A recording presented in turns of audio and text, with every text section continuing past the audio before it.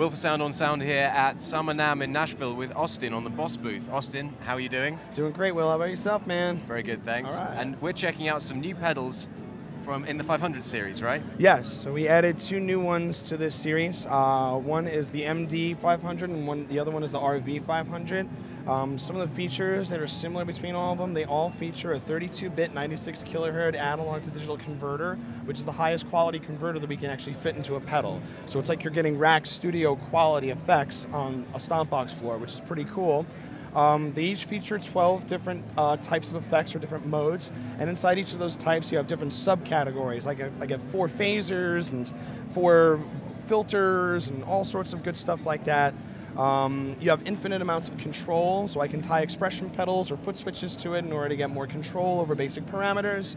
Everything is USB on these, so there are tonal editors that you can plug into the computer, share your patches with your friends, your dog, your grandma, and you can also MIDI sync everything together, so that way everything speaks to each other on that level. And I'll just play a couple of the sounds here.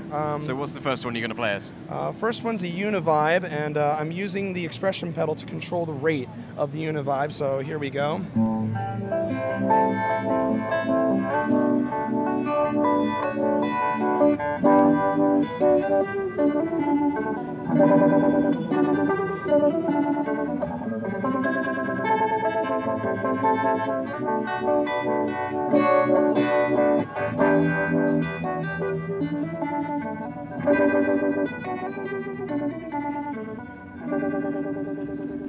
So that's just the Univibe sounds, and then a couple of the other features that I think are really cool about it. Here's one of the more experimental sounds, which is great because it caters both to the guy that needs basic modulation effects and the guy that's looking to get weird. So this is one of the weirder ones that I like. This is the ring modulator, and the ring modulator, I'm using the expression pedal again to control the rate of the ring modulator.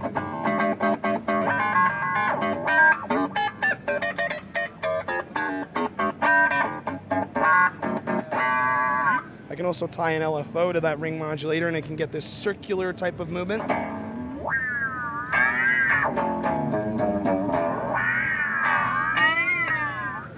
But other than that, it does some pretty cool other effects. You got some basic phasers.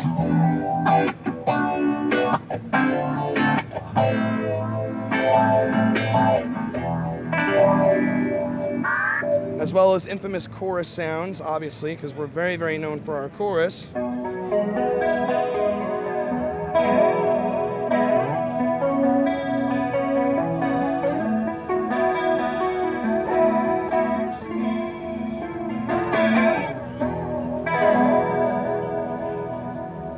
So everything on the pedal is completely programmable down to EQ and rate and depth and all sorts of other stuff. But the thing I like about it the most is that on the surface, even if you're not looking to get that deep into parameter controls, you just turn the mode knob to the sound that you're looking for. You have 4 basic knobs on the top to control the 4 basic parameters. You save it and then off you go with your effects. So it caters to both the guy looking for basic stuff and the more experimental guy like me that's going to get weird. And on the output side of things, are these stereo pedals then? Yep, they're stereo ins and outs, and they're also buffered or bypass. So that's a selectable feature per patch, which is pretty cool. And you mentioned that they're MIDI controllable yes. as well. Is there any sort of latency with the MIDI? Because I know that's something that can put people off a little if you're working with a MIDI pedal, trying to change settings quickly. Not that I've come across. Obviously with MIDI, once you start chaining more and more stuff, you're going to get some latency at the very end, but if you're using these 3 pedals in a switching system like this, you're definitely going to have no latency. And the other pedal then that's new? Yeah, the new RV500. So exactly like the rest of the 500s, you got 12 of a specific category, which is reverbs. Caters to both the guy looking for basics and then the more experimental stuff. One of the patches that I like on this the most is the shimmer setting. The shimmer setting is pitch reverb.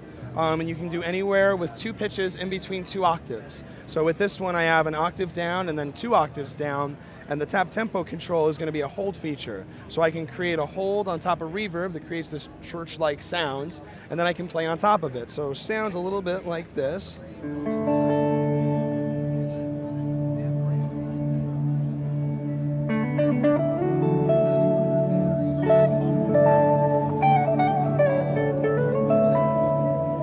Then I can also add another reverb on top of it, and it's actually running in parallel, which means that when I turn it on, it's not going to affect the hold, it'll just affect my guitar tone.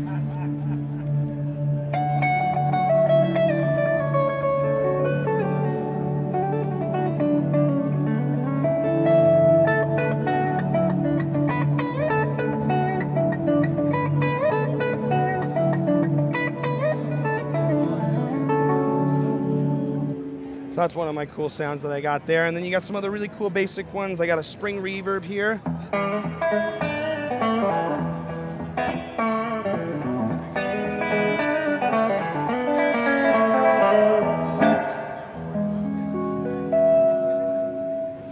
Perfect for Nashville. Absolutely. A couple of the other ones, they get a little more experimental. One that was from some of our previous reverbs was reverse reverb. So that's available in this as well as a non-linear setting.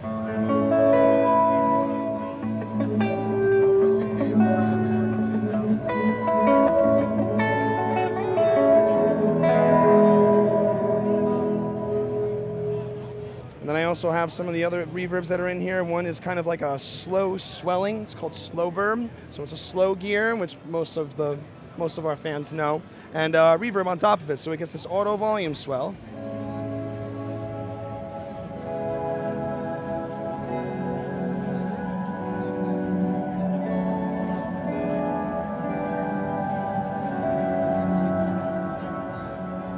Then you can also get a little weirder with some other effects like this one. Like this one is a kind of a bit crusher or a lo-fi reverb effect, but it has no dry, so it sounds very, very tinny, and I can do that on purpose.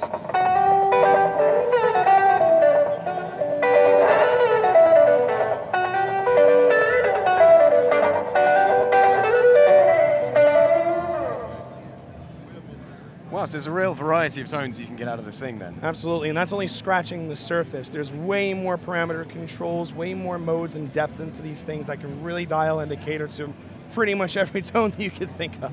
And in terms of software control then, is there any for this? Yeah, it's for all three of them. They're all available. It's a free Tone Studio app that you can download. Brilliant. It's for Mac and PC, and you can download it and control all the pedals while you're actually playing, which is pretty cool. And you can also take those patches and you can share them in files to your friends. Brilliant.